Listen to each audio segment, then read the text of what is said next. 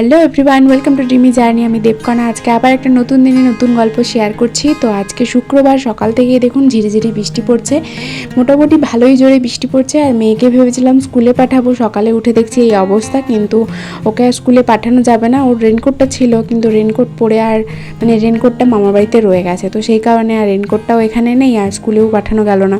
আর বাড়িতে থেকে দেখুন কী সব করে নিয়েছে। এখানে যত গামছা, টাওয়াল আর ওড়না ছিল সব কিছু পরে নিয়েছে। আর ও মাম্মি সেজেছে, আর এখানে ওর বেবি শুয়ে রয়েছে। তো বেশিরভাগ মেয়েরাই হয়তো ছোটোবেলাতে এগুলো খেলে থাকে, আমিও খেলতাম, শাড়ি পরে রান্না বান্না করতাম, বাচ্চা কাচ্চা নিয়ে ঘুরতাম। তো সেগুলো আর কি সব মেয়েরাই হয়তো মাকে দেখে শিখে যায়, যে মা যেগুলো করে সেগুলোই কপি করে। আর এখানে হচ্ছে আজকে শেফ আমার বর। আর যেহেতু বাইরে বৃষ্টি পড়ছিল, সেই জন্য আমি বললাম যে তাহলে আজকে খিচুড়ি হয়ে যাক।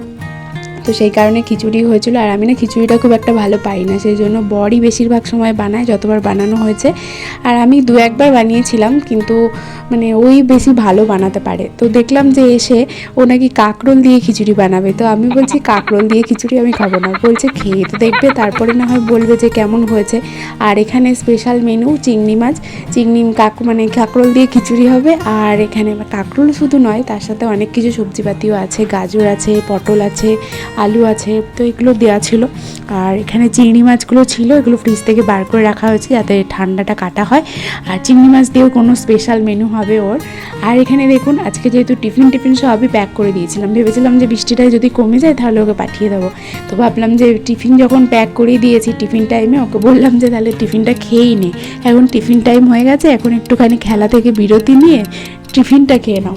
তো সেই জন্য এখানে ও টিফিন খেতে শুরু করেছিল। আর টিফিনের মধ্যে না খেতে দিলে বেশ ভালো খুশি মনে খায়ও।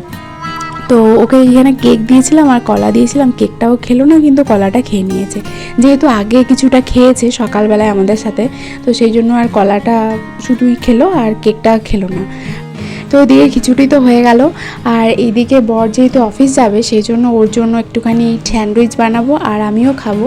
তো সেই কারণে এখানে টক দইটা একটুখানি জল ঝরতে দিয়ে দিচ্ছি, একটু পরে এটা দিয়ে স্যান্ডউইচ বানাবো। এটা দইটা জলটা ঝরে গেলে না অনেক শক্ত শক্ত হয়ে যায়, তো তার মধ্যে মশলা টশলা দিয়ে দিলে বেশ ভালো লাগে খেতে। আর এখানে দেখুন এই যে চিংড়ির যে কারিটা হচ্ছিল সেটাই হচ্ছে। আর এখানে ক্যাপসিকাম, পেঁয়াজ, টমেটো, কাঁচা লঙ্কা এসব দিয়ে কারিটা হচ্ছিল। দেখতে তো বেশ ইয়াম্মি লাগছে, তো খেতে নিশ্চয়ই ভালোই হবে। তো এখানে দেখুন দইয়ের জলটা ঝরে গেছে, তার মধ্যে একটুখানি টমেটো সস আর একটুখানি পেঁয়াজ কুচি দিয়ে দিয়েছি। আর তার মধ্যে একটুখানি বিট নুন আর চাট মশলা আর একটুখানি মিক্সড হার্ব এর মধ্যে অ্যাড করে দিয়েছি। তারপরে এইগুলোকে শুধু এই ব্রেডের ওপরে দিয়ে দেবো। এখানে ব্রাউন ব্রেড ইউজ করেছি, আর কাঁচা লঙ্কাটা দিতে ভুলে গেছিলাম, তাই এখন দিয়ে দিলাম। তো তারপরে এখানে এই 4টে ব্রেড এখানে সেঁকবো, তাই জন্য ফার্স্টে 4টে ব্রেডের মধ্যে এটা মাখিয়ে নিলাম, আর তার উপর দিয়ে একটা করে ব্রেড চাপা দিয়ে দেবো। তারপরে এটাকে ভালো করে বাটারে সেঁকে নিলাম। তো তারপরে এখানে বরের টিফিনটা প্যাক করা হয়ে গেল, আর আমিও এখানে খেয়ে নিই। এখানে দেখুন এই দইটা না শক্ত হয়ে গিয়ে এরকম টাইপের একটা লেয়ার তৈরি হয়ে গেছে।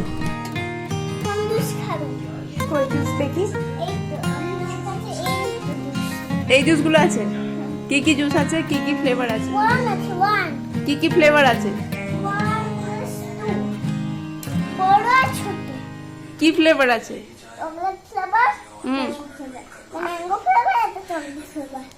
ও তাহলে ম্যাঙ্গোটাই দিন।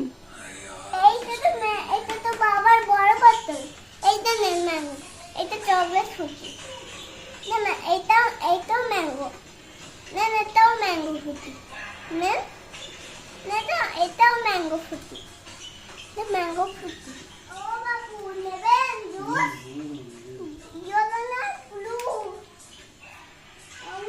তারপর স্নান করে একটা পার্সেল ওপেন করতে বসে গেছিলাম। এটা না এই বরের যে ক্রেডিট কার্ডের পয়েন্টগুলো অ্যাড হয়েছিল সেটা থেকে অর্ডার করা হয়েছিল। একটা ছোট 500 ml বোতল আছে, যেটাতে গরম জল গরম থাকবে আর ঠান্ডা জল ঠান্ডা থাকবে।